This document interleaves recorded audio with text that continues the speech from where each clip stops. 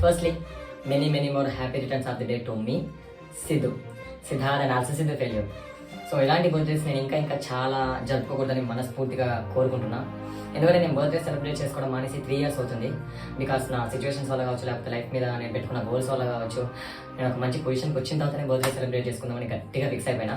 So దాని మీదనే stick అయ్యాను అనమాట. నా గిఫ్ట్స్ చాలా బాగా నచ్చుతాయి. కాకపోతే బర్త్డే రోజు గిఫ్ట్ అంటే నాకు చాలా ఇబ్బందిగా అనిపిస్తుంది. నిజంగా బర్త్డే సెలబ్రేట్ చేసుకోవాలంటే అర్హత ఉండాలి. నువ్వు గాలికి తిరుగుతున్నప్పుడు బర్త్డే సెలబ్రేట్ చేసుకోవడం వేరు, నువ్వు ఒక మంచి పొజిషన్కి వచ్చిన తర్వాత బర్త్డే సెలబ్రేట్ చేసుకోవడం వేరు.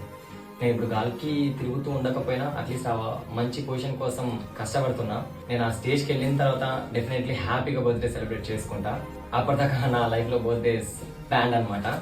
సో ఈ గిఫ్ట్ కూడా నాతో వీడియో చేసే అమ్మాయి జర్నీ గారు ఇచ్చారు.